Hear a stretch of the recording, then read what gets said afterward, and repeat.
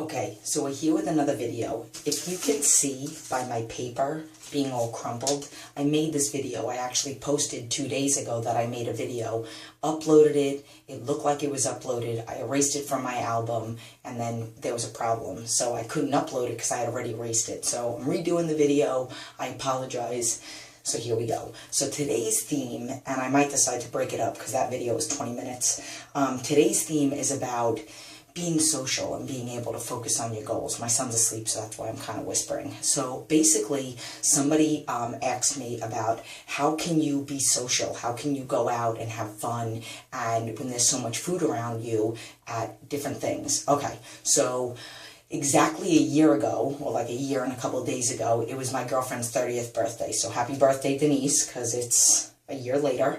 And I went out with them. I never go out to clubs. That was the first time I had been out since before I got married to my husband, before I had my son.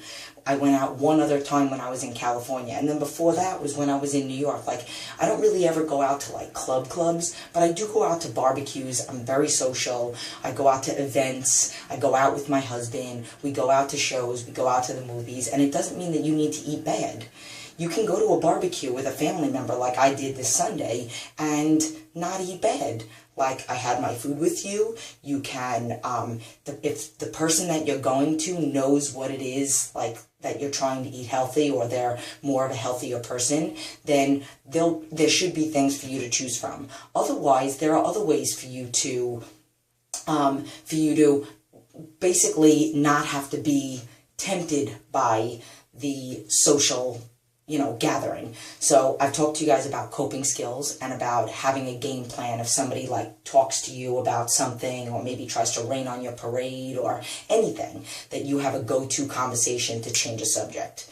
You want to eat before you go, so that literally right before you go, so that if there is nothing for you to eat, then you've at least eaten. And depending on if it's like a 5 or 6 hour event, you might need to then bring food with you. If it's just something you're going to go for a couple hours, eat before, don't pick, say, oh, I already ate, I don't really feel like eating. If they have vegetables and stuff like that, those are the things that you pick on. Again, getting back to my girlfriend Denise's birthday, I went out to a club, I drank water, I had an awesome time. You can still have an amazing, amazing time with family and make memories. And I've talked about this when I talk about my holidays, where you do fun things with them, you play games, you dance at a club, you don't need to have alcohol or bad food to have a good time. You actually end up having like more of a worse time sometimes, not necessarily with the alcohol, because everybody thinks that they're having more fun when they're drinking, but here's the thing with me. I've never been a drinker. I just don't like the way people look when they're drunk.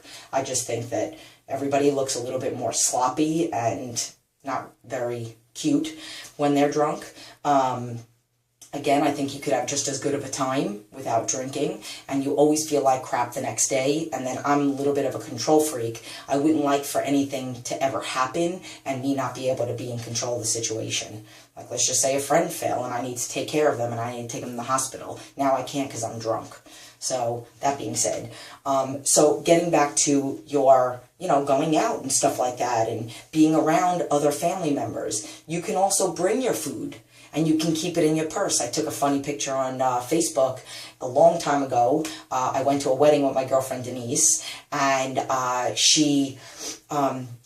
took a picture of inside my purse. I had a Ziploc bag of chicken because I had a feeling I wasn't going to be able to eat anything at this wedding.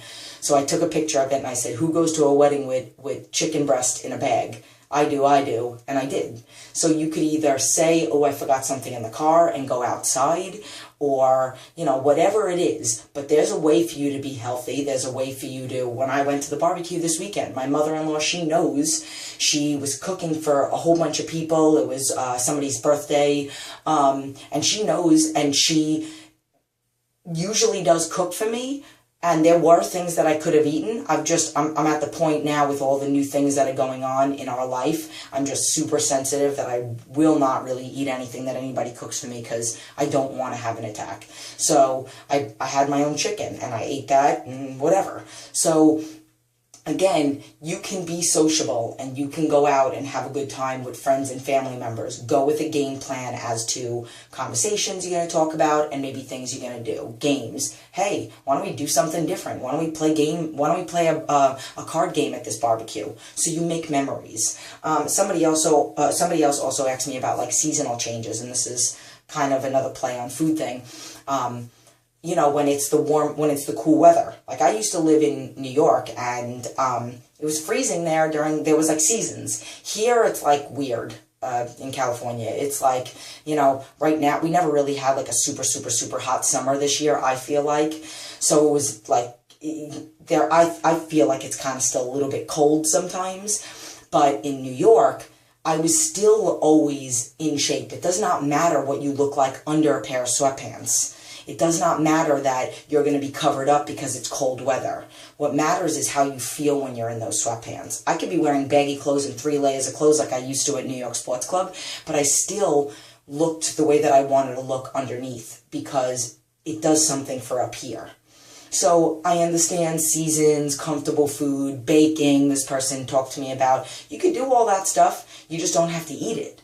Like, I have a client that really wanted to work with me, and I kind of told you guys a little bit about her, and she did a bake sale, and unbelievable, like, I can't even remember the amount that she made, and she sold it. Like, she sold it to raise money for her health coach. Just because you're baking it doesn't mean you have to eat it, you know, like, if you want to bake it and, you know, kids will be kids. I mean, I don't deprive my son of having a cupcake. He just had one yesterday at school. But most of the time, my son is eating chicken and carrots and, you know, snap peas and string beans and egg whites and oatmeal and bananas and strawberries. And literally, he loves all healthy food. But again, if you're baking and you want to bake something for your kids to have occasionally, then that's okay. If you want to bake it and give it away, that's okay, fine. For you want to think at the end of the day, I could bake cookies for my son. I've baked them. I've never tasted one. I've never had to check to see if they were done, if they were soft enough. That's the same thing that I talk about all the time about mothers and fathers saying, I had to check my son's chicken nugget. No, I have a 5-year-old. I've never ever had to taste his food to see if it's done. I can't. No way. May the Lord struck me dead right now. So that's one thing. Then, in reference to food, again, this will be like the last thing that I talk about, is going to be feeling overwhelmed with food prep. It's really not as hard as people think that it is. You actually waste and are more overwhelmed and stressed out when you have to drive to all these different places to buy your food. Instead of spending one Sunday for 45 minutes, which I've made a video about it. I've made 2 videos about it. I've made 3 videos about it. Even my vacation video. 4 videos about it. 3 years ago about my food, 2 years ago about what I eat, this year about what I eat now, and then a vacation one about how to prep for a vacation, because you can prep when you travel. I just did a coaching call with 2 clients that are going away. One that's going like camping for a week, and another one that's going away for a weekend. And she was wondering about chicken breast and, you know, saving it in the Ziploc bags and all that other stuff, and if it's going to be okay when you travel. So whatever. So food prep is not that hard. What you don't realize is like, oh my God, what am I going to do? You just got to do your Tupperwares like I do in the video. Go back and watch that video. The stressful thing is not knowing what's in certain foods, not knowing if you're eating the right things, not knowing how many calories or carbs or whatnot are in it. You're not controlling what you're getting, and you're wasting time. So if you go to work and you're in work and maybe you don't feel like leaving, but you have to because you don't have food, now you're wasting 15, 20 minutes to go there, wait online, pay for something, more money too. Then let's just say it's a Subway sandwich. The chicken is fake, the turkey is not low sodium, and even the 6-ounce club is 48 grams of carbs. So you're better off buying and saving money, getting the low sodium turkey and the Sara Lee wheat bread and making yourself a sandwich that sticks within the guidelines and you controlled it, and you saved yourself a half an hour and probably like $6. So food prep is not hard. I also did a nutrition webinar on Facebook about laying out all the food and how to eat healthy and prepare your foods. So I hope this video helped people with the food aspect of it. I will get into the next video about, you know what, I'm going to add one more thing onto it, only because I caught a glimpse of it, and it kind of has to do with being social. Somebody asked me a question about, like, supportive, and I've done a lot of videos about support and about people not supporting your journey. So I already discussed the coping skills, but in reference to support and who you choose, this person happens to be a young person. You're not like with your family and you can't choose your family. Like that's it. They're there. You're a young college person, or, you know, even if this isn't to that college person that asked me for advice, it's to somebody that, you know, has a job and they have some colleagues. Like, you can be cordial to people, you can, you know, be acquaintances to them, but you don't have to become friends with these college students that are not in the same circle as you. Maybe you have these kids that take class with you and they like to smoke and drink and party, and then they have these other kids that like to, you know, focus on their studies and their athletes, and then you are wondering, why can't I stay on track because I want to eat healthy and be healthy, and you're hanging out with the smokers and drinkers instead of with the athletes. So you can choose who you hang out with, and the same thing at work. You don't have to go out to lunch with people that, you know, if you want to be cordial with them, but at the end of the day, a job is a job. You're being nice, you're going in, you're being good to people, but you don't have to hang out with them. You don't have to hang out with them after work. You don't, especially if they're not somebody that has the same interest in you. You control your life, you control your happiness, you control who you keep yourself around. That's why I always say, like, I don't have any negative people on my Facebook. I made a video on this channel a long time ago. Come find me on Facebook. I have a lot of people that are my friends on Facebook. I accept every single friend request. The second I see that you're negative, or you post a lot of negative stuff, or one person even made a comment, she followed me on YouTube, and then one day I saw, because it was in the news feeds, that she wrote, "Tell me again how good your tattoos are going to look when you're 60 years old." I immediately just blocked her. Like, how are you going to do that? One minute you tell me that I'm an inspiration, the next minute you dog everything about me. Or something about me. So, like anything, somebody that constantly complains, tired today. Oh my God, I don't feel like doing anything.